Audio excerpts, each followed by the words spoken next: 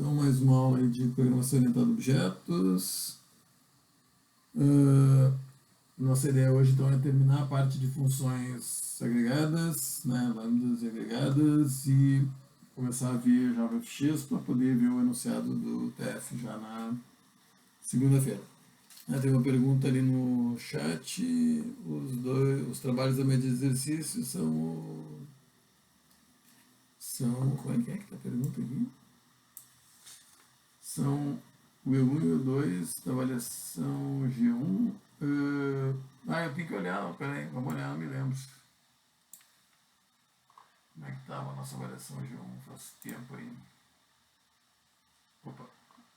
E. Planície. Avaliação. A média dos exercícios e atividade avaliativa, né? A gente fez a atividade avaliativa aquela, né? Então tem a nota desses dois trabalhos e mais a atividade avaliativa é o ME. E depois tem o trabalho final que vocês vão fazer agora. Tá? Então vocês têm 3 notas ali para compor a primeira parte. Né? Aquela bem primeira lá do frente caixa, depois esse das refatoradas locomotivas e mais a atividade avaliativa, aquela que vocês responderam as perguntas. Tá? Então são essas 3 notas aí, né? Bom, aqui na parte de funções lambdas e agregadas eu deixei um exercício, tá? E essas classes aqui. Para a gente ir mais rápido hoje, baixem essas classes aí para os exercícios sobre funções agregadas, tá? E aí a gente pode de repente fazer junto. Já vou mostrar aqui o que tem lá. Vou baixar aqui também, né? Para a gente ter a mesma coisa, né? Então, o que eu vou fazer aqui? Vou pegar meus downloads lá, tá aqui, né? Vou copiar na minha área aquela, para a gente poder brincar em cima sem estragar meus originais. Extrair arquivos,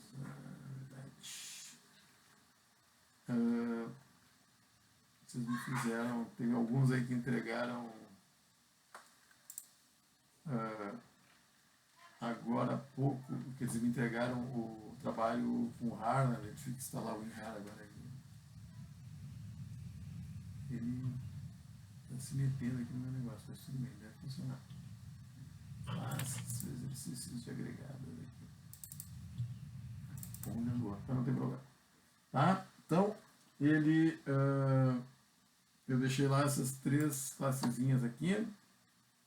Tá? Baixei, faço a mesma coisa, descompactem em algum lugar, vou mostrar para vocês o que tem aí. Tá? Então,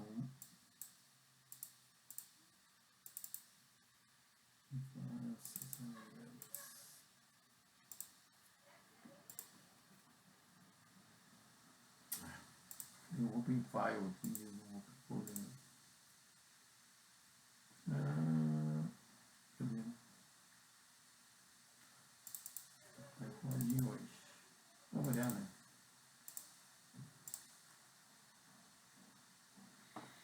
Então tá.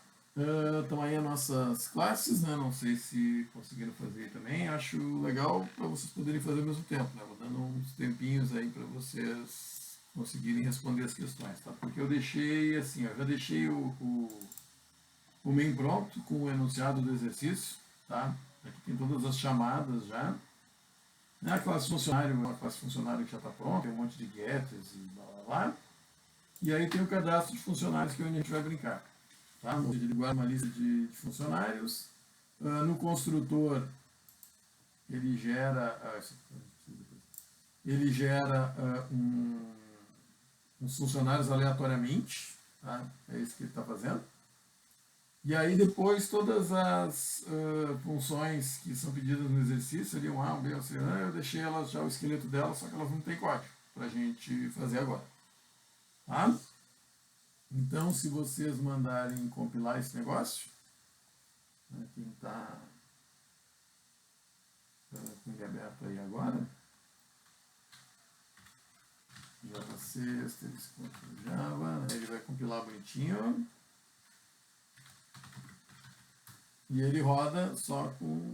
não responde nada, né? Então ele mostra a lista de funcionários original que ele gerou automaticamente ali, sorteando, né? Então é tudo meio maluco, porque ele sorteia os nomes, é fulano 0, a não ser esse último aqui que eu coloquei a mais, porque depois a gente tem que pesquisar um que tem uma determinada matrícula, eu coloquei um a mais aqui.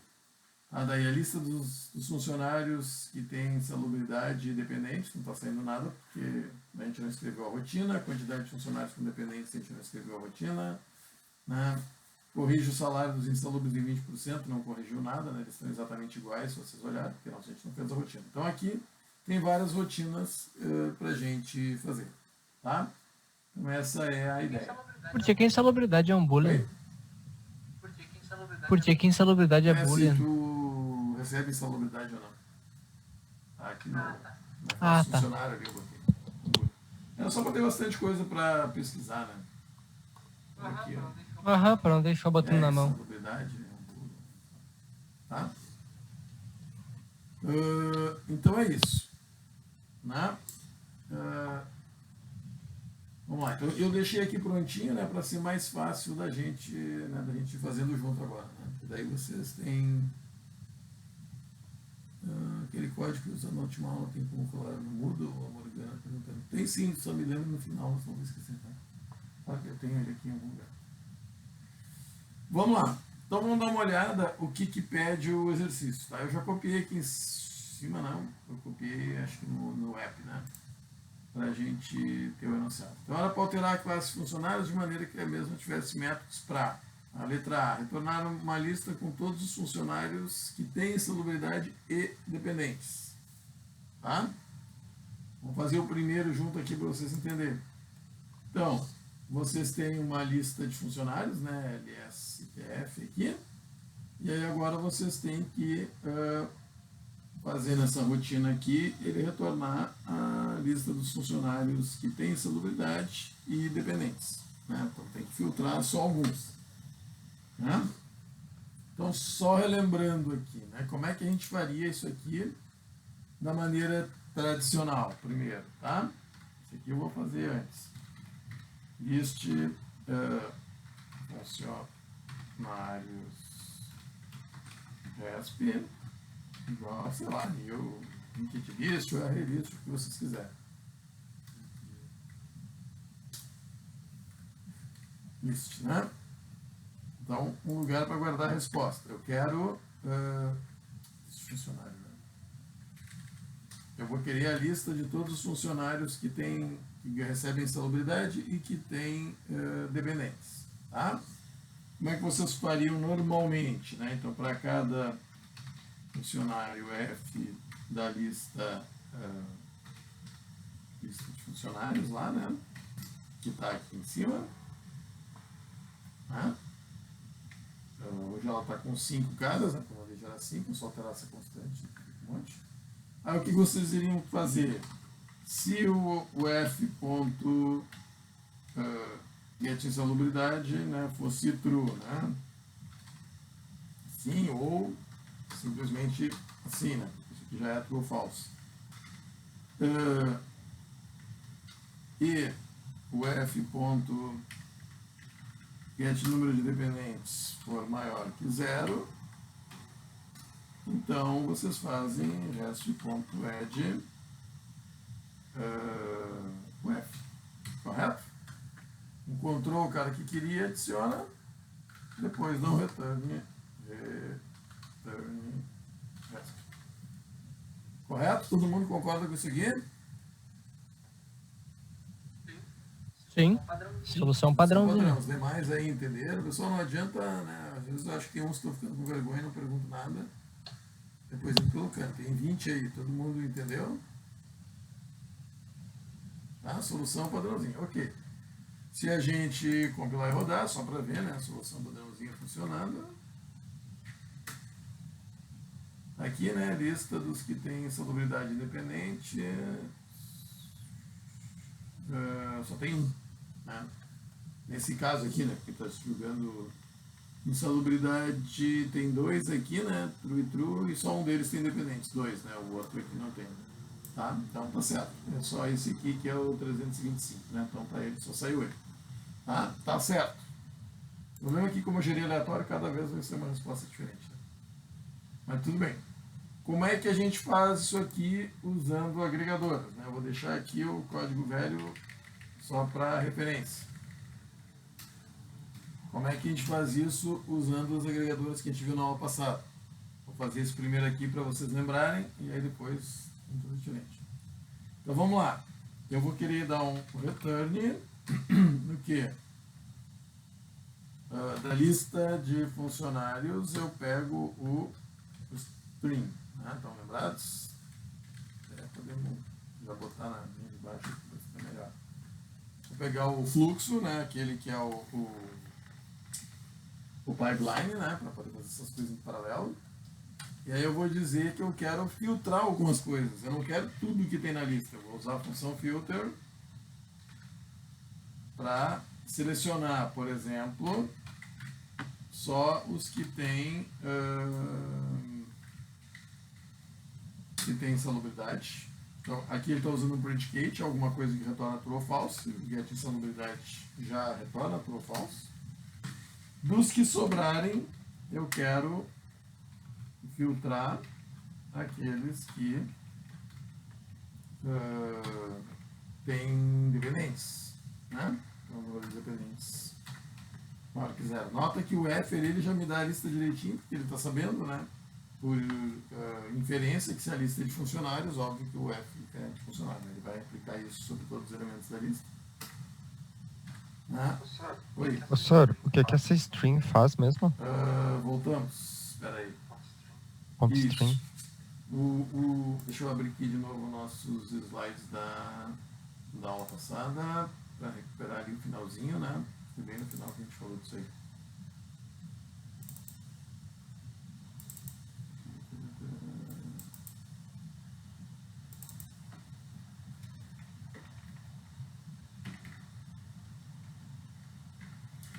Lembrem que a gente falou que as funções agregadas elas são um exemplo de uso de Lambda, né, em cima da API de coleções. O que eles fizeram? Né, para tornar mais rápidas, poder paralelizar as operações de pesquisa em cima da API de coleções, eles usaram o princípio do pipeline. Lembra que eu expliquei lá como é que era a mania de produção? Né? Então, um string é uma classe que vai nos permitir tratar a coleção, a lista, o conjunto, o dicionário, seja lá o que for, como um pipeline de produção. Ou seja, eu vou fazer pesquisas em cima dessa minha lista através do string. Vocês não precisam se preocupar nesse momento como é que o string funciona, tá? Não, vocês não vão ver em algoritmos de estruturas de dados, tá? É uma coisa bem recente e bem mais avançada, explora paralelismo, né? Teria que ter já passado para os sistemas operacionais. Tá? Mas a ideia é essa, ele vai nos permitir tratar a coleção como um fluxo, né? Como um stream é um fluxo, né? Como um fluxo para onde as operações podem ser paralelizadas. Tá?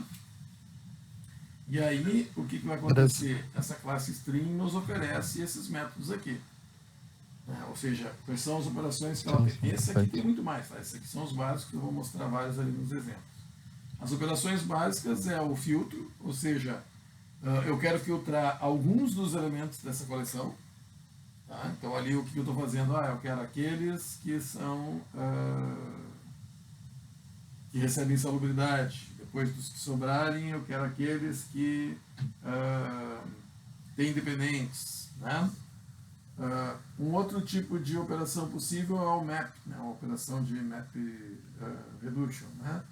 Que significa o quê? Mapeia um objeto em outro. Por exemplo, eu estou trabalhando com funcionários, agora vou querer só os nomes. Depois a gente vê um exemplo com esse.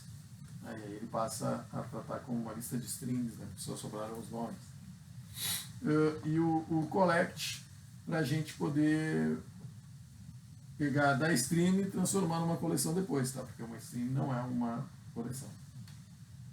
Aí é que tem um exemplo, né? Que é o que a gente está fazendo agora. Não sei se... Por curiosidade, paralelismo a gente estudaria em qual cadeira? Só por curiosidade mesmo, funções em paralelo a gente estuda em qual cadeira? No currículo de vocês, se eu não me engano, tem duas até, né? Vocês estudam um pouco sistemas operacionais, como é que a coisa é feita. Depois, agora não me lembro o nome da cadeira. Não tem alguma coisa, princípios de computação paralela, alguma coisa assim, o professor Dott, né? Tem 1 ou 2 semestres. Modelos de computação paralela. Agora tem que olhar ali no currículo para dar o nome. Mas tem uma cadeira só para isso. Tá? Ciência da computação tem uma só para isso aí. Bem legal, quer dizer. Só tem que, né? Tá totalmente limpo, mas é legal. E dominar isso hoje em dia é muito importante, né? Porque todas as aplicações web e apps de celular, no fundo, são paralelas, né? Se a aplicação em si não for, mas o fato dela estar se comunicando com outros caras de maneira assíncrona a torna, né? Esse é um grande problema, né? Que o pessoal às vezes entra meio verde nesse negócio e faz um monte de bobagem, né? Porque não entendeu o que precisa entender de modelos de computação paralela para poder depois fazer o que parece ser o básico, uma aplicaçãozinha, mas elas são todas paralelas. Muita coisa os frameworks escondem, mas não tudo. Aí sai muita besteira. Tá? Não vamos desfocar demais. Deu para entender aí, João, o que a gente está falando aqui? Para lembrar aí o que é o stream. Sim. Não, Então perfeito. aqui a gente filtrou, a gente no caso aqui só queria filtrar, né, porque eu queria só os insalubres com dependentes, então eu posso obter de volta uma coleção. Então ele dá o collect, aí para que tipo de coleção? Aí ele tem um monte de funções auxiliares, tá? Tem uma classe auxiliar aqui chamada collectors, que daí tem um método estático chamado toList, e aí joga de volta para uma lista. Então o que eu vou retornar? Eu vou retornar vou dar um return do que? Eu peguei o string dessa lista, ele vai fazer essa filtragem aqui e depois eu vou jogar de volta numa lista aqui para retornar. Vai fazer a mesma coisa. Pássaro, mas como é que ele vai saber o que é o F? O que é o F? Como é que ele vai saber? Ele sabe pelo tipo do... Eu estou dando um return, né? Logo ele sabe que é uma lista de funcionários que eu estou trabalhando. É o que eu preciso. Então ele vai assumir que a lista aqui é de funcionários. Quando eu pego um fluxo, essas operações, como é que funciona o fluxo? É como se eu fizesse o for each ali, né? O for. Para cada elemento da lista, eu vou aplicar esses caras aqui.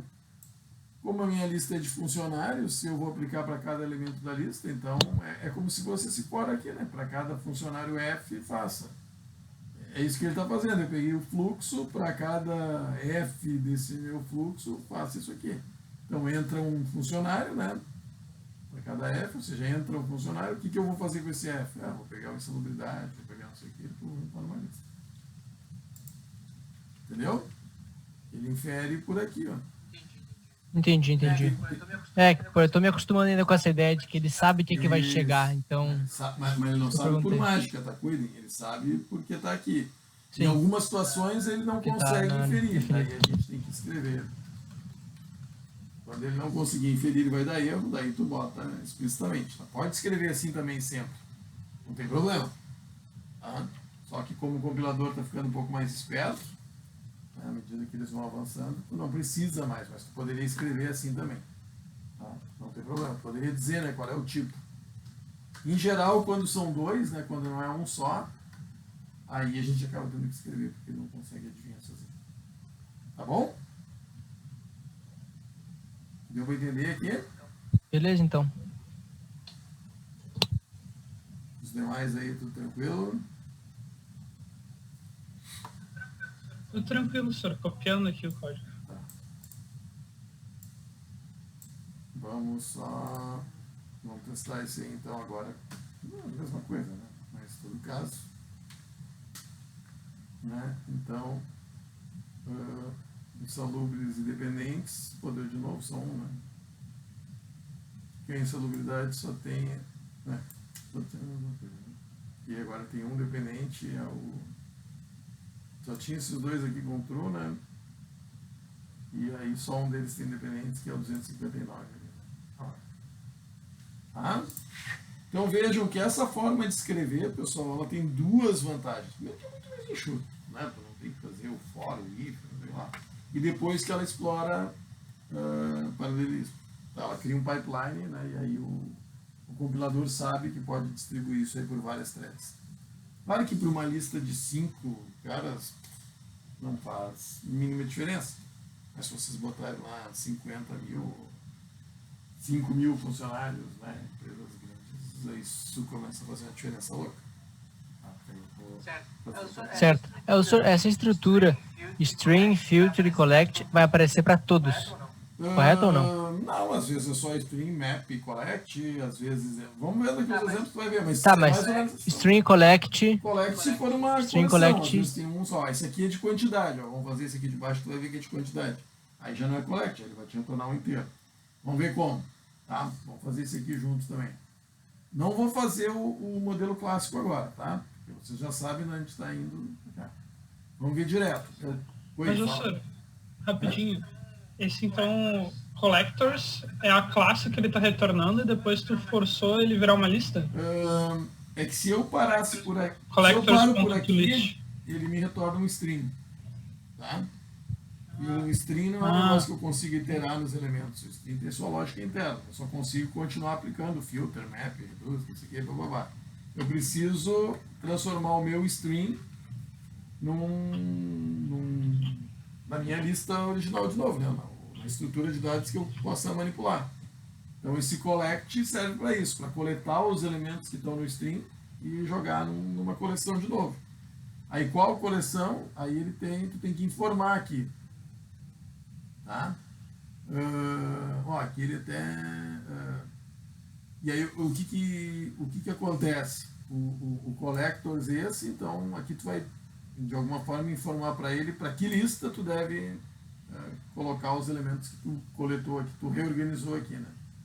Esse caso aqui é para gerar uma lista. Entendi, valeu, senhor. Vamos lá, quando eu quero lidar com quantidade, como é que eu vou fazer? Qual é a diferença? Eu tenho um string e vou chegar num inteiro, como é que eu, num long aqui, né? Como é que eu vou fazer isso? Vamos lá.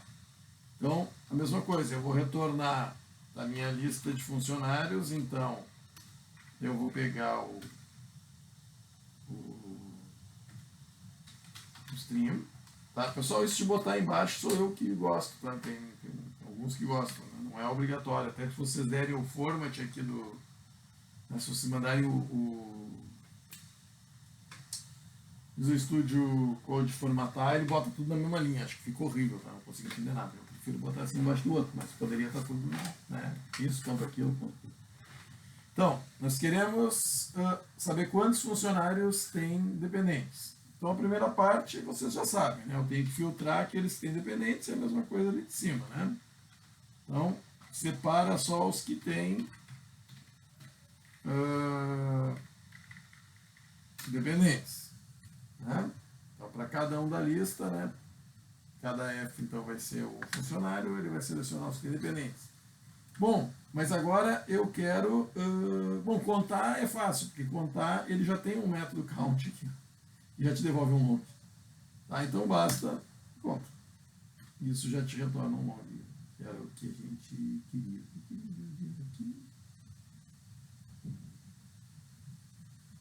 Get número de dependentes é um int, né? Eu preciso de um boolean aqui para você authenticate. Ou seja, maior que 0.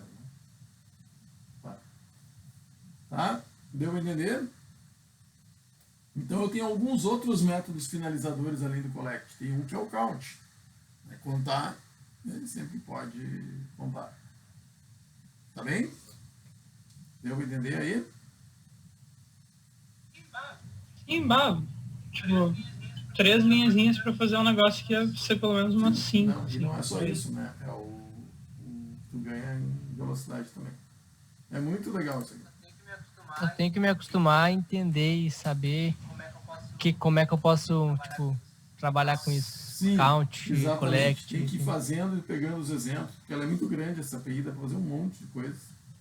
Ó, a quantidade de funcionários com dependentes, ele deu aqui, ó, 4. Se a gente for olhar lá, eu vou dar alguns exemplos iniciais para vocês, aqui, ó, 1, 2, 3, 4. Oi, fala. Mas essa API tem outras linguagens de programação, tipo Python, C Sharp? Ou é uma coisa só de Java? Ah, API de coleções tem todas, né? Listas, filho, né? Esse recurso Sim, aqui, mas isso eu não cheguei a de ser explorar uma nas stream, outras. tipo, Mas acredito que se não tem, vai acabar chegando, né? valeu, Todo Dani. mundo está trabalhando agora com essas ideias, né? Questão de tempo, acho que C Sharp tem esses filtros, alguém disse aí. O Dani disse, ó, C Sharp tem esses filtros que é bem parecido com isso. Como é que eles estão implementados? Eu acho que tem sim. Eu acho que surgiu primeiro em C Sharp, porque o pessoal de Java já estava com essa demanda aí tem a lista, né, das atualizações da linguagem, já tinha um monte de gente berrando para essas coisas já faz um tempo. E aí, acho que foi na versão 8 que eles largaram. Foi uma das grandes mudanças ali na versão 8. Ter largado essa parte de lambdas, né? E aí os lambdas permitiram fazer isso. É que C Sharp já tinha os lambdas natural, né? C Sharp eu sempre brinco, é um Java passado a limpo, né? Ele surgiu 10 anos depois. Java de 95, C Sharp é de 2000 e pouco. Os caras pegaram uma ideia e passaram a limpo, né? Bom, quando tu passa limpo, tu deixa ela mais leve, né? Que os caras vêm tendo que consertar. E consertando, né? Eram ideias que não existiam na época que isso aí surgiu. Tá? Mas então, acho que C Sharp tinha primeiro já. Para Python, não sei dizer. Porque o objetivo de Python é outro, né? O pessoal teima em usar Python para desenvolvimento sério, mas é burrice. O Python é para pessoal de outras áreas que precisa resolver pequenos problemas. Mas se quiser usar para desenvolver grandes sistemas, tu consegue, mas tu consegue fazer em Assembler também, eu sempre digo. Mas em todo caso, ninguém dá bola. Vamos lá. Somatório dos salários brutos. Aqui eu estou só, essas primeiras, né, estou fazendo porque ela estão mostrando diferentes possibilidades, né? Então, como é que vocês vão né, conhecer, né? Não conhecem a API direito aí. Então, o somatório. Agora aqui nós vamos precisar de uma coisinha um pouquinho mais inteligente, né? Então, na verdade, nesse caso aqui, eu não tenho nada para filtrar, tá? Eu não pedi nada para filtrar, eu quero somar todos os salários brutos, então eu simplesmente pego o stream e o que eu vou fazer? Vou botar um filtro aqui só para. Não precisa, tá? Mas não vou botar. Então a outra tipo de operação que tem é o map. O map, né, é uma operação de redução que eles chamam, ou seja, eu tenho um funcionário e eu quero que saia um double aqui no caso, né? String, já peguei, map ref, em f, ponto. Sim, se a gente não botar o nome da coleção, ele não vai adivinhar, né? List f, tá? Aí a coisa fica difícil, né? Vira adivinhação total. Então é o get salário bruto, né? Então aqui, o que eu estou dizendo no map? Eu estou dizendo, entra funcionário e sai salário bruto, ou seja, a partir de agora o meu fluxo é de doubles, né? Eu vou perder os funcionários, estou fazendo uma redução aqui. Eu tinha uma coleção, né, um fluxo de funcionários, agora eu fiquei com um fluxo de doubles. Tá? Qual é a ideia? É para eu poder fazer o somatório. Só que ele não tem como adivinhar que, embora tenha ficado só uma lista de doubles, ele não tem como adivinhar que... Eu não consigo ter um método específico soma, né? Ele sabe que ele tinha um tipo de objeto, agora ficou com outro tipo de objeto. Então, para esses casos, o map tem versões especiais. Por exemplo, o map do double. Olha, eu vou mapear para alguma coisa que é um double. Por que isso? Porque daí eu passo a ter método do tipo somatório, máximo, média, né? E coisas assim. Tá? Se eu não disser que é para mapear especificamente para um double, ele não tem como oferecer somatório, porque ele não adivinha daí o tipo da redução. Tá bem?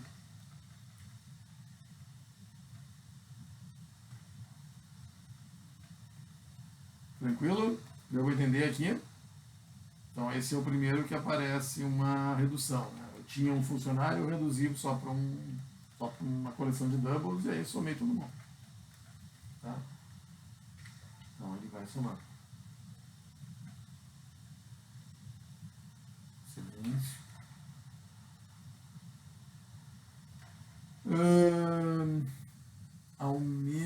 o salário dos insalubres, né?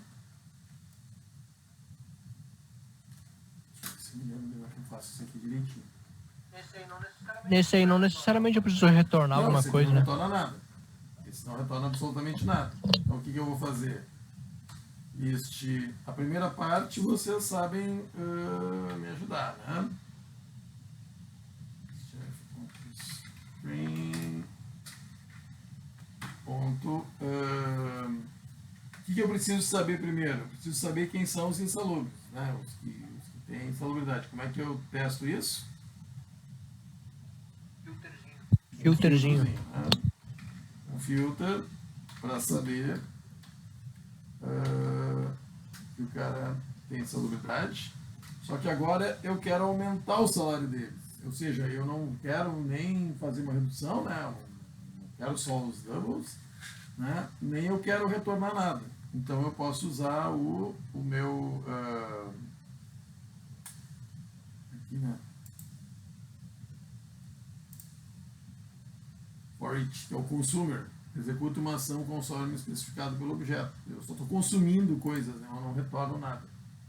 Então, for each, ou seja, o que eu faço com esse cara aí, f ponto, então f e f ponto eu tenho que ter um aumento. Eu tinha um método, né? Aumenta o salário base, a gente passa a taxa para aumentar em 10%, né? Sei lá.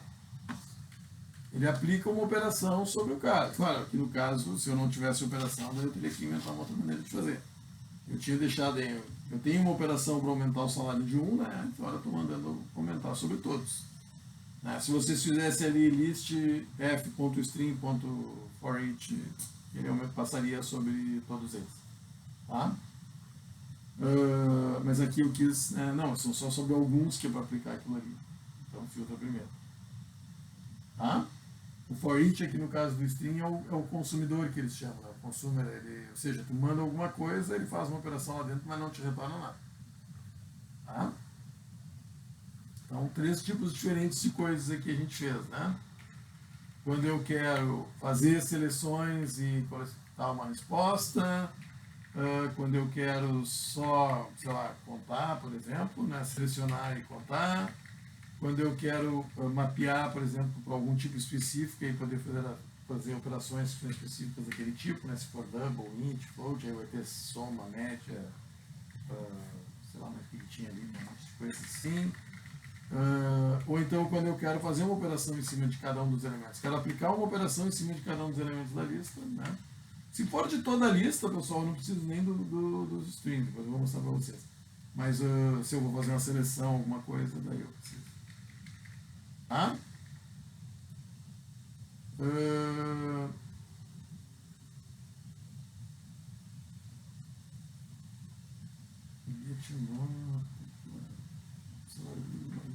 Vamos fazer aqui só para não complicar. Vamos fazer só eu quero os nomes.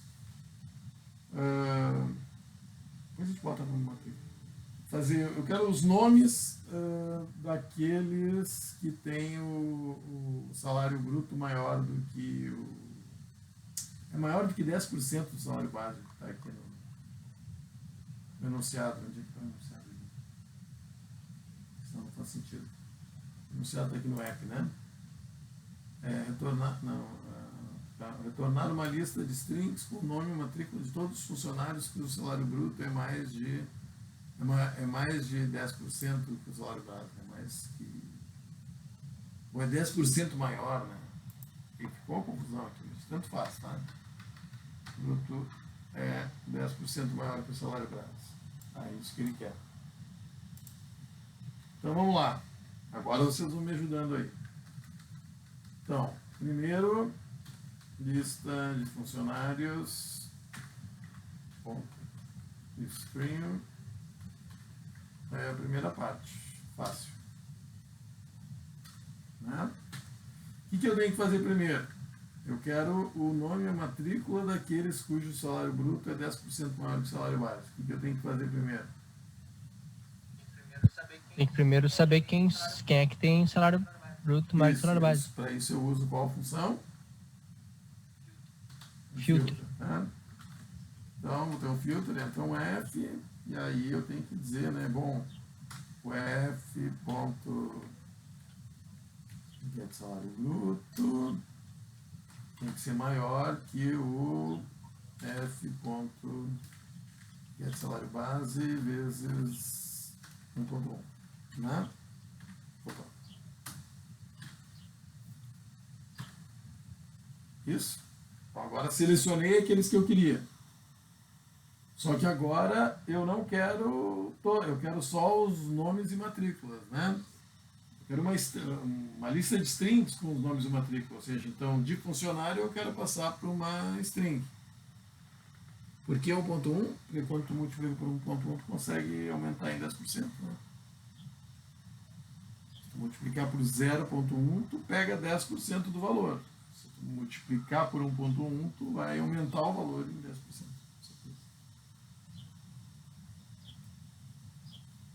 Eu quero que o salário bruto seja maior que 10%. Por que eu ia ter essa condição? Não tenho mais a mínima ideia. Como é que eu faço agora para dizer que eu não quero mais funcionários, eu quero strings? Qual é a funçãozinha? Pode dar um map do string. No caso aqui eu vou Se dar só um existir. map, tá? Porque eu não tenho nenhuma... Não vou querer fazer nada com... que eu preciso de operações específicas, tá? Com string, acho que nem tem, né? O map em si já retorna para string. Não, o map então. em si vai de um objeto para outro, o que for. Tá? Ele só não fica sabendo para as operações seguintes, ele só consegue seguir tratando como object, essa é a diferença. Tá? Então entra um F e vai sair o quê? Vai sair F.get matrícula mais F.get nome, por exemplo. Ou se vocês quiserem botar uma coisa bonitinha no meio, sei lá. Então, eu tenho uma lista de... eu tinha uma lista de funcionários, né, e agora eu fiquei com uma lista de strings, que o outro lado ali também retornando um string. Tá? E aí, se eu quero retornar a lista, então eu tenho que reorganizar, né, collectors.list. Viu ali que tem para conjunto, tem para o que vocês quiserem. Tá? Deu para entender esse aqui? Filtro e redução.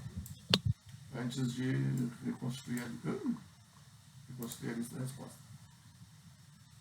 Sempre que a gente não compila aí, né? Lista original, lista que tem insalubridade dependentes, quantos funcionários com dependentes? 4, somatório de salários brutos, bom, só um. Corrige os salários dos insalubres em 20%. Opa! Aqui alguma coisa está errada, não tem que olhar, porque não corrigiu nada. É que tu colocou 10, eu acho. Tá, pode ser que eu posto 10. Tinha colocado 0.1 só. Não, só que eu fiz uma bobagem, né? Eu acho que eu estou reduzindo o salário de todo mundo, né? Olha, 77.055. A não sei que se o teu método passa por parâmetro aumento ou... Tem que passar a taxa correta, acho que eu passei 0.1, tem que passar 1.1. Como é que ele funciona? A princípio... tem que passar 1.1 então. Que o teu aumenta salário base, pega uma taxa e multiplica pela taxa direta. Tá, só isso tem que mudar lá. E aqui o que a gente fez agora, o nome e a matrícula dos que tem salário bruto mais de 2% é o código 339, que é o fulano 1, e o 66, que é o fulano 4. Tá? Pessoal, então aqui, né, onde é que eu fiz a bobagem? Aqui, né? Eu tenho que saber como é que funciona o método. Eu mesmo que fiz e esqueci. Média salarial dos que não têm insalubridade. Como é que a gente faz aqui? Agora já é para vocês começarem a... Nós estamos repetindo. Né? Rapidinho a gente acaba. Quem é que me ajuda aí? Média salarial dos que não têm insalubridade. Qual é a primeira coisa que a gente sempre faz?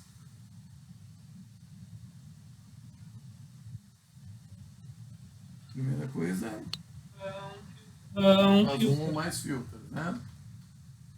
Filter, então entra um funcionário e eu quero aqueles que não têm insalubridade, né? Então not f ponto insalubridade, né? Se é true fica falso, se é falso fica true. Agora eu quero a média salarial deles. Bom, então primeiro eu vou ter que fazer o quê? Vai ter que dar um jeito de somar os Tá, salários. ó, não, isso, de tirar a média. Contar quantos são, Contar, então. tirar a média. Tá, mas de qualquer maneira eu posso somar, contar, posso contar uma coisa, mas eu posso somar funcionários? Map to double, Não, então. tem que ser. Vou fazer um map, aqui no caso é um map to double, né? Dentro do funcionário e sai o f.get. Deve ser o líquido, né? O salário dos caras, né? O salário dos caras. Mas, bom, tanto faz, imaginemos que seja esse. Agora, aí eu tenho vários à minha disposição, né? Vocês podem escolher. Pode converter no array, posso ter o somatório, posso ter o máximo, posso ter a média. Pronto, média salarial dos que têm salubridade. Né? Ah, eu tô triste porque o meu não aparece ali as minhas opções. Ah, vocês têm que instalar. Ué, por que ele está me dando erro aqui? Ah, aqui tem um negócio legal que eu vou ter que explicar, mas só um pouquinho. Por que o teu não aparece todas as opções? Tu tem que vir aqui nos extensions e ver o que tu... Sei lá, em geral o Java Extension Pack me dá tudo isso. Aí tu pode botar aqui Java e ver todos os add-ons aí que eles têm para Java. Tá? Um deles é o que te dá isso. Mas eu já tenho esse mesmo que o teu aí. Mas deve estar faltando algum. Ou manda atualizar o teu visto, tipo, sei lá. Alguma coisa está faltando nos instalados aqui que eu tenho ainda. Debug, Runner, o Language Support for Java. Né? Deixa eu ver se tem mais algum. E o Visual Studio IntelliCode. Não sei se não é esse aqui. Dá uma pesquisada aí. É um desses caras aí a mais. E eu acabei de instalar aqui, eu simplesmente pedi para ele, taca ele tudo para Java aí. Tá. Pessoal, assim lá, era 1.2, alguém escreveu aí, tem razão, né? Escrevi, botei 1.1, era 1.2. Aumentar em 20% o salário dos caras aqui. Eu não quero dar tanto aumento. Pessoal, o que acontece aqui? O que tem de errado aqui? Tá?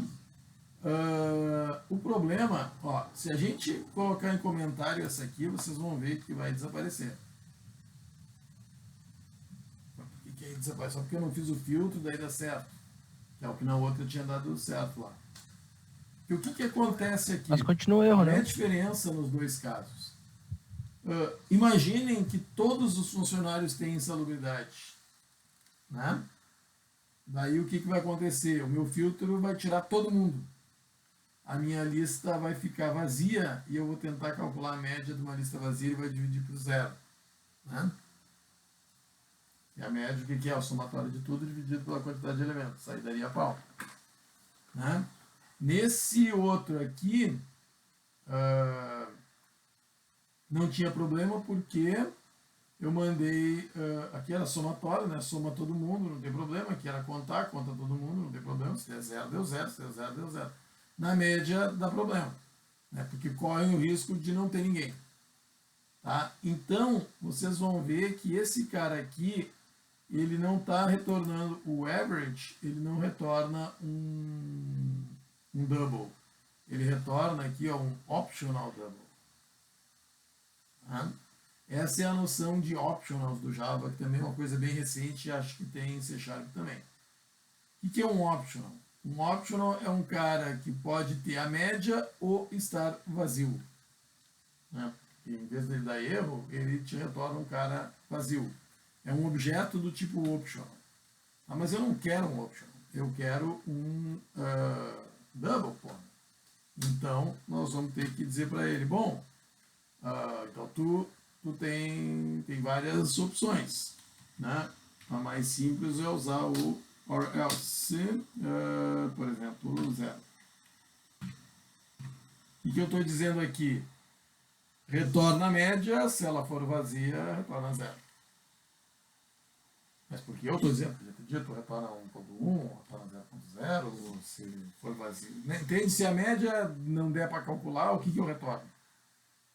Essa é a ideia do optional. Ou seja, em vez das rotinas estourarem, retornarem null direto, e aqui daria pau, né, porque não é null, o que ele vai retornar, né, é double, ou então gerar uma exceção e tem que tratar. Todas as APIs mais modernas de Java, elas retornam, vou botar aqui um optional, um opcional. O que é isso? É um cara que pode ser do tipo que a gente queria ou vazio. Na verdade, ele retorna um objeto do tipo optional. Aí a gente normalmente não vai trabalhar com ele. Mas o optional, o que diz esse método or else? Se ele não for vazio, retorna o valor que tem dentro dele, né? E vai retornar o double que está dentro dele. Se ele for vazio, o que tu quer que eu retorne? Aí tu passa por parâmetro ali. Tá? Deu para entender para que serve um optional desses? Então, sempre que essas APIs mais modernas forem retornar alguma coisa que eventualmente vai dar pau, porque eu não tenho certeza se eu vou conseguir calcular a média, né? Depende dos filtros lá que forem feitos, aí ele vai retornar um optional. Aí esse é um conceito bem novo e o pessoal não domina muito para ele. Aprendam ele bonitinho. Tá? Aí agora vocês não correm risco nenhum disso aí da null pointer exception ou qualquer porcaria dessas. Por quê? Porque ou ele retorna a média, ou ele retorna o que vocês disseram que era para retornar. Tá?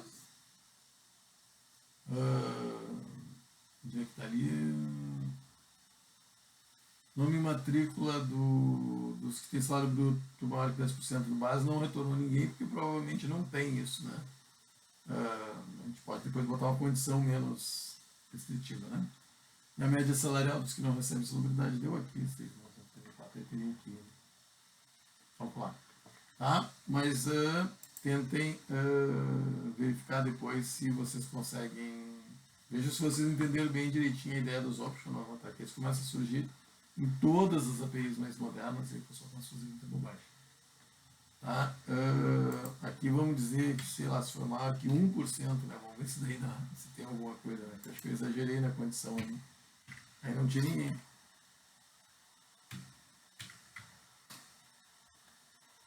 Vamos ver se agora sai alguém.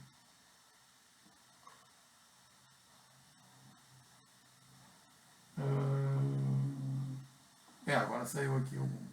Não é mais 10%, é 1%. Mas está lá. Agora saiu alguns, a média salarial é tudo aí. Tá bom? Tá dando para entender? Só tirar aqui que eu botei um com acento aqui.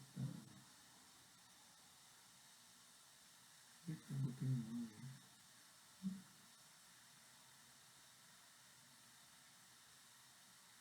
Não sei.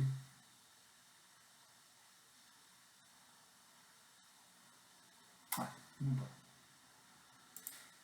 Deu para entender a ideia do optional aqui? Tranquilo? Sim, senhor, tranquilo. Mesma coisa vai acontecer aqui, ó. Nomes dos que tem. Não, esse aqui não. Mas, senhor, peraí. Se, por exemplo, eu botasse um filtro que pudesse retornar nulo ou vazio, eu posso botar um or else para, ao invés de ele só retornar, por exemplo, algo vazio, esse vazio estourar um erro no usuário, eu posso botar um or else para lidar com isso? Opções de coisa, né? Tu tem or else get, or else true. Né? E tu pode especificar uma exceção. Okay. Aí tu diz, se vier vazio, joga uma exceção aí. Aqui é o mais. Aí depende, né, do que. Não. Se não vier, é um erro, né? Então joga uma exceção para sinalizar o erro. Tá? Tem várias coisas aí. Nomes dos que tem matrícula menor que 500. Então, return funcionários ponto string ponto como é que eu sei os que tem matrícula menor do que o número de matrícula menor que 500? Como é que eu descubro isso? Filter, get matrícula, depois collection. Cadê? Get matrícula. Perdi aqui. É matrícula. Ah, tá ali. Matrícula. Acho que eu tô cego. Get matrícula é menor que. Então, nomes dos que tem matrícula menor que 500. Eu quero só o nome. O que eu faço agora?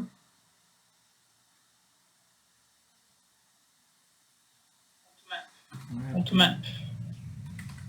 F para F ponto get nome e aí ponto collectors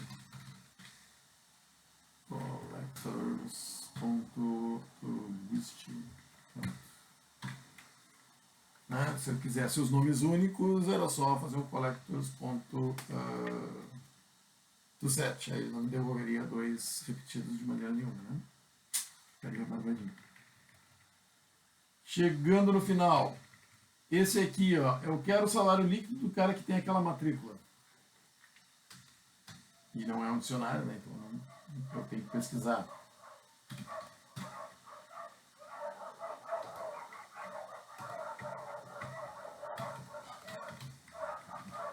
O que eu faço aqui? Eu quero o salário líquido do cara que tem aquela matrícula ali. E outra perguntando se o get matrícula dele é igual a matrícula que Então, tá passando. primeiro, F, tal que F ponto get matrícula igual a matrícula, né? Ponto. Aqui a gente sabe que só tem um, né? Mas eu posso. Aqui é um daqueles casos que eu vou correr o risco de depois ter que trabalhar com o risco, não, certamente vou ter que trabalhar com optionals, né? Porque eu estou querendo um cara que tem aquela matrícula e ele pode não estar nessa lista. Aí o troço vai retornar novo. Mas antes de me preocupar com isso, tá? Eu tenho algumas coisas interessantes. Nesse caso aqui até não precisaria, porque eu digo, se ele tiver só vai ter um. Mas imaginem que tenha mais de um. Né? Vocês têm esses carinhas aqui, ó.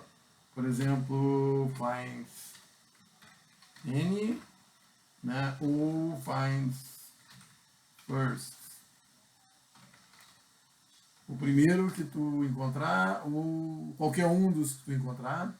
Né? Vocês podem especificar essas coisas, tá? Isso pode ser útil em alguns casos. Nesse caso aqui, eu acho que não faz nenhuma diferença, né? Porque a gente sabe que só tem um ou não tem nenhum, né? Então a gente pode passar direto para o map. Aqui, como a gente quer que o retorno seja double, é melhor dar um map to double, né? Direto. F ponto get salário líquido. E aí vocês já sabem que pode retornar um optional, né? Porque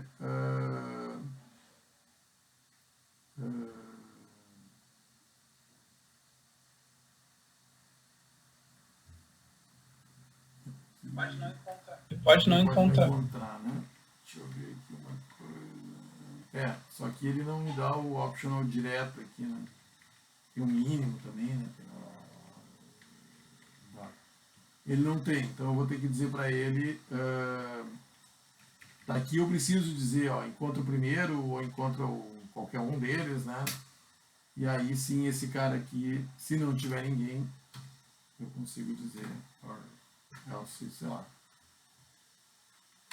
Eu quero que retorne menos um para eu saber, né, que não sei, não tinha, ou então, né, como alguém perguntou há pouco, vou deixar aqui em comentário, por exemplo, or else pro new, sei lá.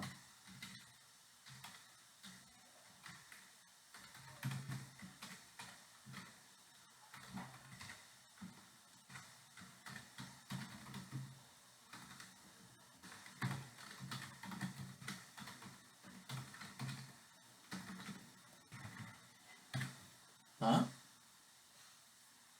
Que não gostou aqui.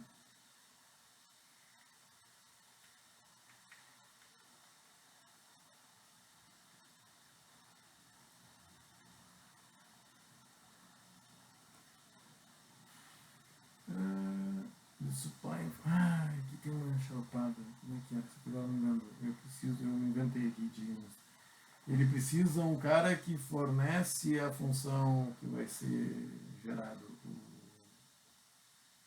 o carinho. Isso aqui é um pouquinho mais chato de usar, depois eu faço um exemplo ali. Recupero um exemplo e mostro para vocês. Tá? Por enquanto deixa assim. Eu tenho um exemplo quanto esse aqui eu usei pouco. Não é direto a exceção que manda. Tem que mandar alguém que fornece a função. Depois a gente faz, é um supplier aqui, é um pouquinho mais chato. Nesse caso, vamos deixar assim, né? Se ele não encontrar ninguém, ele vai retornar um -1. Tá? Porque aqui tem que ser um supplier, não pode ser a instância da exceção direta. Porque não sei, não gostei dessa parte.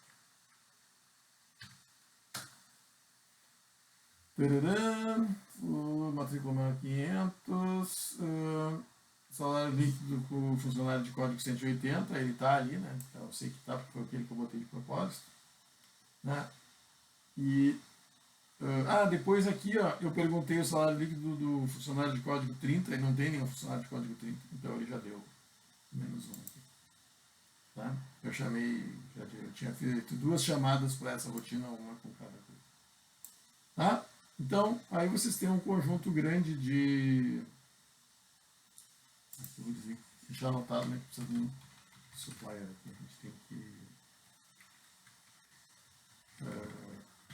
depois arrumar isso aqui. Tá? E a última coisa que eu deixei aqui para vocês como exemplo é o toString aqui, né? O toString aqui é para retornar toda a lista de funcionários, né?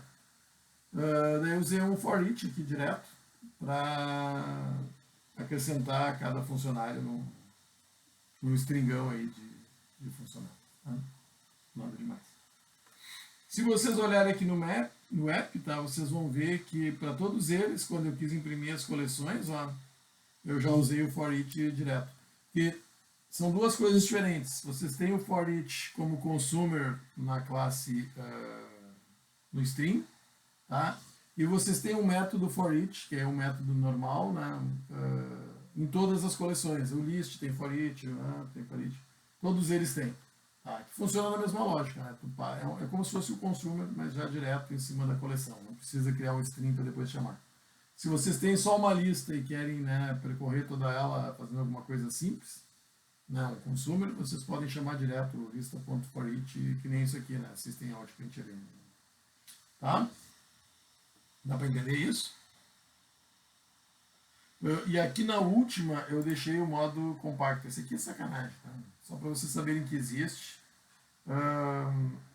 Ele consegue inferir que é óbvio que tu está percorrendo sobre a lista, então é óbvio que está sempre entrando o tipo da lista e tu vai jogar na rotina o tipo da lista. Tá? Aí tem essa sintaxe maluquinha aqui. Tá? Mas eu não me preocuparia demais com ela agora. Depois vocês estudam ela com mais calma. Mas ainda dá para escrever assim, né? Vocês podem encontrar código doido. Assim, quando é um consumer, né? E é só, ele vai receber, obviamente, só o cara limpinho, então dá para chamar desse jeito doido aí. Tá? Mas não precisam se preocupar com isso agora. Opa. Tá bem? Deu para entender? Então, treinar um pouquinho aí das nossas agregadoras, entender para que elas servem. Então, de novo, agregadoras são uma aplicação de funções lambda que os caras fizeram em cima da API de coleções. Acrescentaram valor na API de coleções, né, permitindo que a gente obtivesse streams de cada coleção, e esses streams têm esse monte de funçõezinhas, todas elas trabalham com lambdas, né, e facilita um monte a escrita de código que, de outro caso, daria muito trabalho. Tá? Se vocês pararem para pensar que no início do semestre vocês só faziam isso com arranjo, né, com array e aqueles for intermináveis em cima de array, e get posição e não sei o que, blá blá blá, acho que a gente evoluiu um pouquinho aí ao longo do semestre. Né? Tranquilo?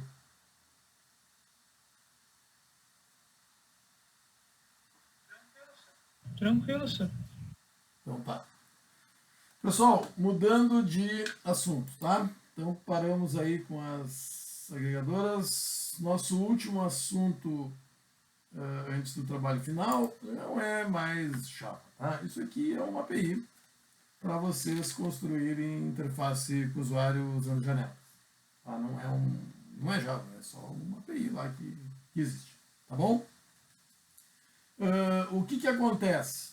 Essa API aqui, o Java tem uma API, tem duas APIs nativas para fazer interface de janela. Tem a AWT, que é muito antiga, que tem desde o Java 1.0, que tinha lá seus problemas. Aí lá pelo meio do caminho, não me lembro que versão, eles criaram um negócio chamado Swing, tá? Que ainda faz parte do Java nativo, mas fazia tempo que pouca gente usava. E em algum momento surgiu o JavaFX, aí, o JavaFX, né? Que funcionava tranquilo até o Java 8, e aí como hoje em dia aplicações de cliente rico assim, nativas que usam interface de janela são poucas, né? Hoje em dia o que se faz mais é aplicação web ou aplicativo para celular, eles acabaram tirando o JavaFX de dentro do Java. Passou a ser uma biblioteca externa, mantida por um grupo de... tem o OpenJavaFX.io aí, né? Antes a Oracle mantinha, mas ela largou de mão. Então tem esses caras que agora assumiram, né? E agora ela está viva de novo, né? Até o semestre passado eu falava, essa API morreu, a gente só estava usando porque não tinha nada melhor para usar. E aí estava ruim, mas agora ela voltou de novo. Então vocês têm aí o JavaFX 15, né? A sua última versão. Aí tem a documentação, como é que faz, ficou bem legal de novo, né? Se vocês quiserem. Tá? Mas o que ele dizia aqui? Que maravilha, né? Não está lá muito legal ali, né? Saiu. Para que ela serve? Tá? Isso que eu queria. Eu adoro eles botam esses sites, não botam para que as coisas servem, né? Eu acho barato, né? Outro sabe, outro não sabe. Bom, aqui diz, né, de maneira resumida. É uma plataforma de código aberto para a próxima geração de clientes para desktop. Agora ele permite mobile e... Até nem estudei a parte mobile dele ainda, tá? Nem sabia, porque isso aqui é bem novo. Tá? Então, é uma API padrão para tu desenvolver o ambiente de janelas para desktop, que é o que a gente vai fazer, e pelo visto agora dá para fazer para mobile também. Não vi, tá? Tem que olhar depois como é que é. Talvez tudo assim, eu olho. Aí seria legal, né? A gente poderia fazer o trabalho final em cima de mobile. A gente tinha visto que já dava para fazer para mobile. Tá? Então é legal porque ela voltou à vida aí. Né? Bom, o que acontece? Até o Java 8 não tinha maiores problemas de vocês compilarem esse negócio, porque ele fazia parte do próprio Java. Então era só lá dar Java C, e ele compilava tudo direitinho. Agora ele é uma API externa, então vocês teriam que baixar essa API e configurar da maneira correta para o compilador achar esse negócio. Tá? Então esse era um dos problemas que eu tinha, tá? Porque a gente já evoluiu aqui para Java 14 e aí não estava funcionando. Tá? Eu tentei achar maneiras de configurar variável de ambiente, não sei o que, para vocês poderem compilar assim da maneira facilzinha esse troço, e virou um caos. Tá? Tanto que vocês têm as outras turmas aí, alguns colegas de vocês se perguntarem, as outras turmas estão usando Java 8 aí, e aí por isso que eles não têm problema, Java 1.8. Tá? Mas um dia esse povo todo vai ter que evoluir, tá? Não dá para ficar morto, parado no tempo. Então, o que eu fiz? Tá? Eu coloquei aqui, esses vídeos aqui são vídeos bem antigos que eu fiz há uns 3 ou 4 semestres atrás, porque eu não aguentava mais explicar como é que era o JavaFX, foi antes da pandemia, tá? Eu fiz esses videozinhos, né? Como é que, né? Introdução, como é que a gente organiza os componentes, agrupando componentes, tratando eventos, blá. Todos eles continuam funcionando, ainda gravei lá na minha sala. Tá? A única coisa é que esses vídeos, eles estão um pouquinho velhos, eles foram feitos usando Eclipse e o Java 1.8. Tá? E aí, para vocês poderem compilar esses exemplos aqui com Java 14, vocês vão ter que seguir o que eu vou mostrar agora. Tem aqui um documentozinho, como compilar os exemplos do Java, como compilar os exemplos do JavaFX. Tá? Que são mais ou menos os exemplos que eu apresento naqueles vídeos lá, mas daí eu vou explicando direitinho o que é cada coisa. Tá? Então, eu vou mostrar para vocês agora como compilar esses exemplinhos, tá bom? Então, prestem atenção. Tá? Então vocês têm aqui como compilar os exemplos, é um doczinho. Tá? Esse cara aqui, como compilar JavaFX usando Java 11 ou superior. Tá? Vocês têm esse cara aqui, que é um exemplo de arquivo .xml. Tá? Nós já vamos olhar ele direitinho. Pode abrir aqui logo de novo, qualquer coisa. Faz. Que legal, né? Cheio de coisa.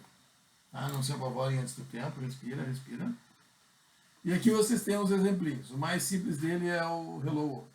Tá? Então baixe o Hello World aí para vocês verem como é que ele funciona.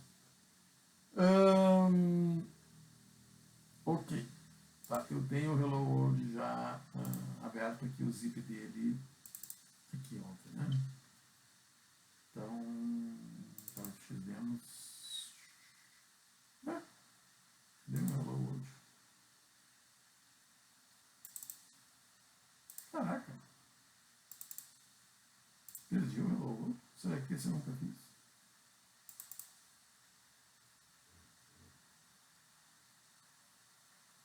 Bom, vamos pegar lá do... Deixa eu abrir ele ali, né? Se eu não tenho. Deixa eu pegar aqui do downloads.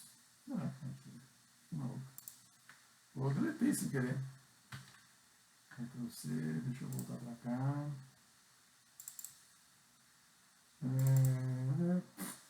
Então, vai saber, né?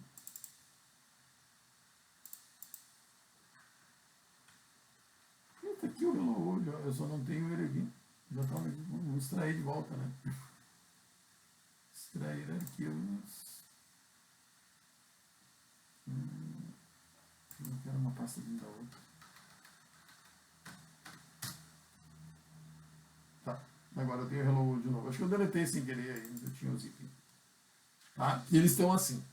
Bom, deixa eu abrir aqui no Visual Studio Code para vocês entenderem. Se alguém, né, baixa aí e descompacta, mas não tente compilar nada que não vai conseguir.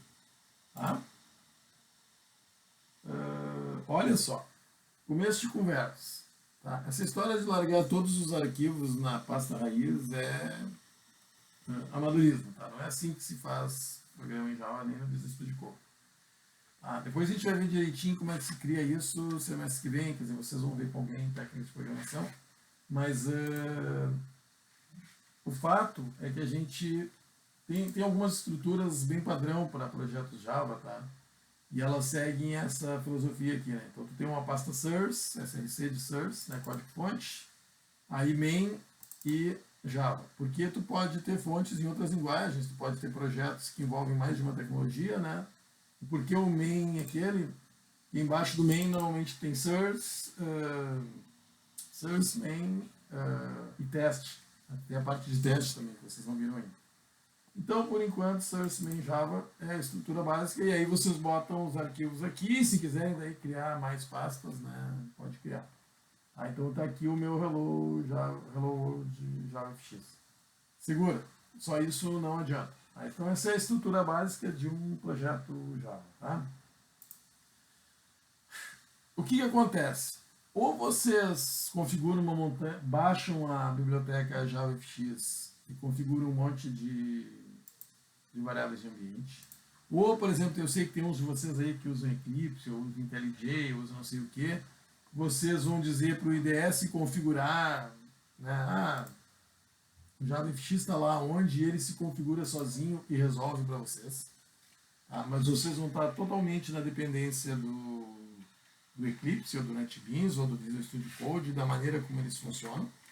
Tá? Ou vocês usam uma ferramenta um pouquinho mais avançada.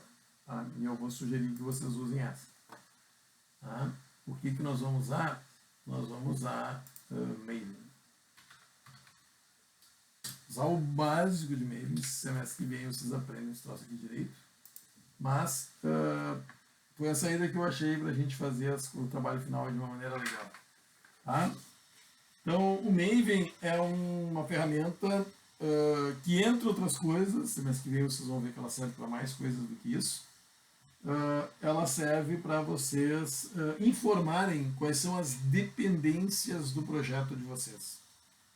O que são as dependências do projeto?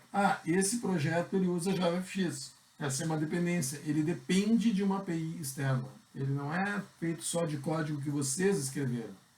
Ele depende de código que outros fizeram e deixaram em algum repositório. Tá? Para Java tem Maven, tem Gradle, tem outras. Para quem trabalha com JavaScript, agora esqueci o nome, tem uma dessas também.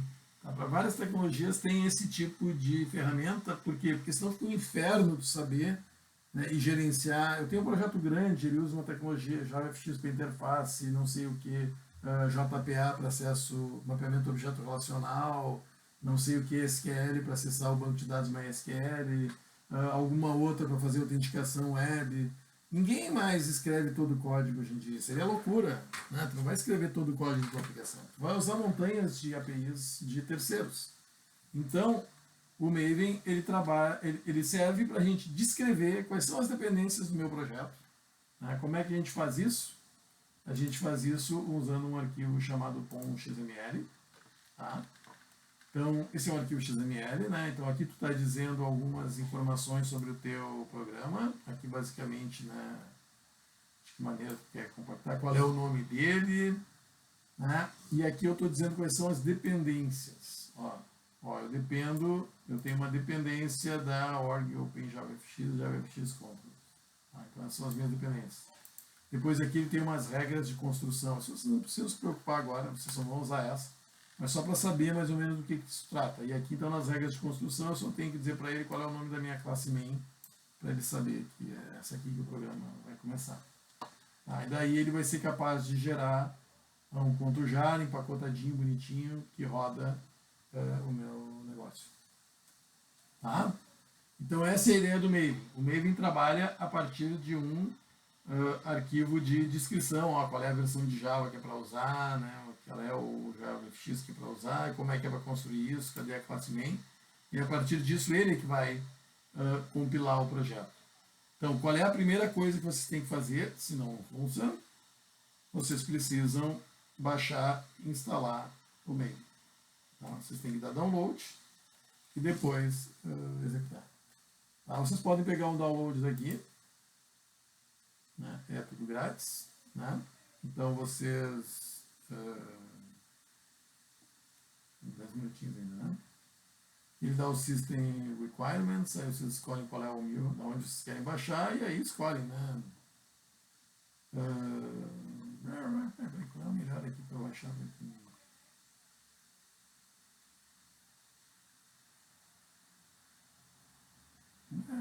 Daí o download aqui, né, que é mais fácil. Aqui, se quiser configurar outro nível, não sei o que, dá download desse cara aqui.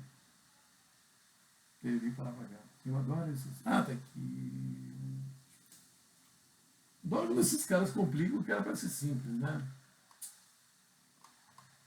Caraca, onde é que está o download desse troço?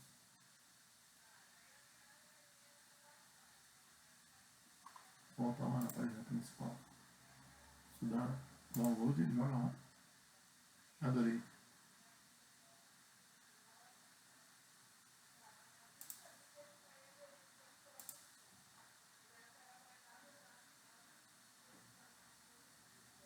Sei lá onde que o desgraçado botou o nome.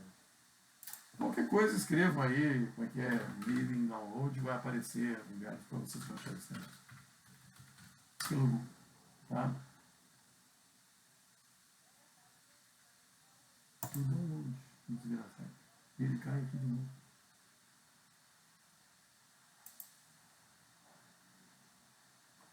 Ele baixou? Não sei. Sei lá, se ele já baixou, ele viu que eu já tenho e não baixa. Né? Não sei. Dê uma olhada depois aí, se tiverem problemas, me avisem, tá? Se não conseguirem baixar. Mas a primeira, porque o outro dia eu vim aqui e baixei direto, eu não sei, eu não estou enxergando alguma coisa aí, sei lá, estou babaqueando. Tá? Depois vocês dêem uma olhadinha e simplesmente tem que baixar o Maven, tá? Esse é o primeiro passo. Maven é uma ferramenta de linha de comando, pessoal. Tá? Bem-vindo ao mundo real, vocês são devs. Tá? Leva a promessa da tela, não, para mim não baixou quando clicava ali. Alguém perguntou ali, o Márcio está acostumado a usar Swing no NetBeans? pode, cara. Se tu quer fazer. É que assim, ó, eu vou te passar a estrutura do programa usando JavaFX, tá? No TF. Isso tu vai ter que portar tudo para Swing. NetBeans tá morrendo, tá? Sendo bem honesto. NetBeans não tem futuro nenhum. Ferramenta que vai ser em breve descontinuada pela Apache. Bem. Porque ela é específica para Java, isso já era. Eclipse e IntelliJ, por exemplo, também estão em curva descendente, mas eles são ferramentas genéricas, vão durar muito mais. Tá, NetBeans, eu acho que é uma perda de tempo, mas ok. E o Swing também tá velho, tá? O JavaFX estava morrendo e alguém comprou a ideia e renovou ele. Tá? Depois eu vejo ali qual é que eu estou dando problema para baixar o meio. Né? Não sei qual é que deu.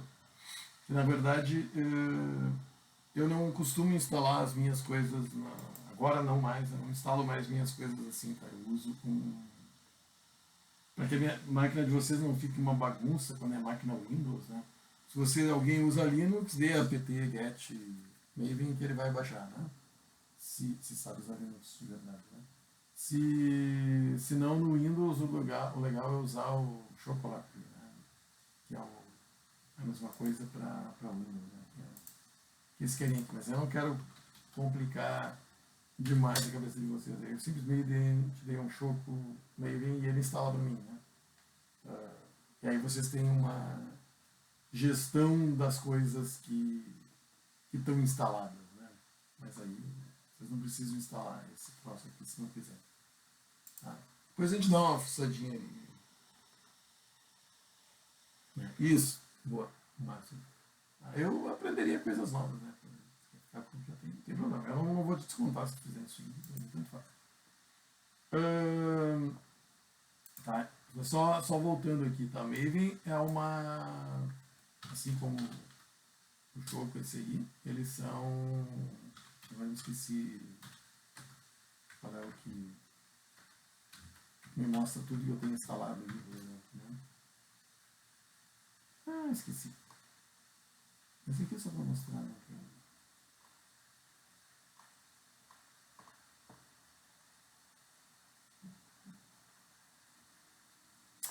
Vamos perder isso. Maven é um cara de linha de comando, tá? Então, se querem saber se ele está bem instalado, Maven menos version. Não vai abrir telinha para vocês, tá? Então tá aí. Né? Ele está rodando o Apache Maven 3.6.3, tá? Aí ele diz onde é que ele está instalado, blá blá blá. Ou seja, não tem janelinha para vocês brincarem. Tá? Uma vez ele estando instalado, o próprio Visual Studio Code tem plugin para ele, que é legal. Tá?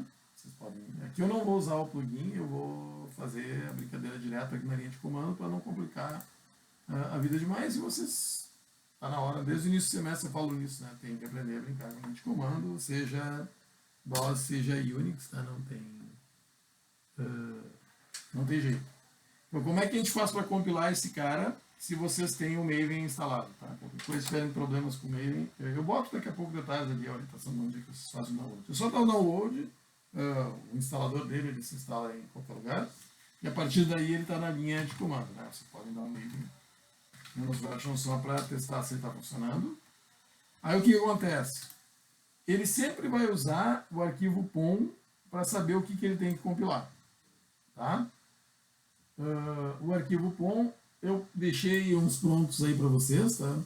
A única coisa que vocês têm que cuidar de mudar, né? Vocês podem querer mudar aqui a coisa que vocês estão fazendo, né? Eu deixei indicado uns alterados, mas o principal é vocês têm que alterar o nome da classe main, né? Se vocês alteram o nome da classe main, ele vai dar erro dizendo que não encontra o main de vocês. Tá? Mas se vocês estão na pasta onde tem o POM, notem que aqui ela está fora do source aqui, né? Porque o Maven conhece essa estrutura, source, main, Java, né?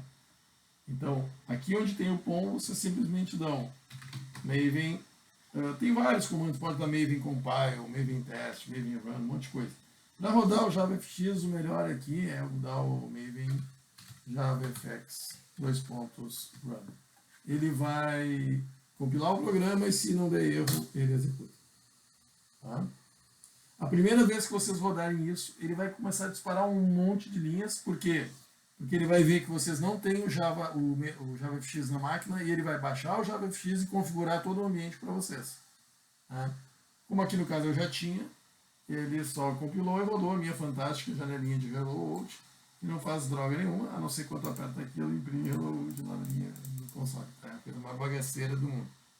Tá? Mas só para vocês testarem. E é uma janelinha. Tá? É isso aí. Então, o que eu queria que vocês fizessem no fim de semana, para a gente poder falar um pouco mais de JavaFX e do trabalho final, principalmente na segunda-feira. Isso que eu mostrei agora está ali naquele roteirinho, né? Como compilar o negócio. Tá? Nesse Word aqui. Tá? O que eu quero que vocês façam? Que vocês baixem o Maven, compilem pelo menos um desses projetinhos que está aqui, né? Ou welcome, sei lá, qualquer um desses aí, todos eles funcionam. E deem uma olhada, de preferência se tiverem tempo, já deem uma olhada no primeiro, segundo vídeo, pelo menos. Lembre-se, eles estão usando Eclipse com Java 8, tá? Então a parte de como compilar ali não vale, tá? Mas olhem o resto, né? Porque ele explica como dar uma ideia de como é que o JavaFX funciona. Né? E aí na aula que vem no início eu mostro o que é o trabalho, depois a gente pode, né, revisar essas explicações de como o JavaFX funciona. Mas não é nada muito complicado.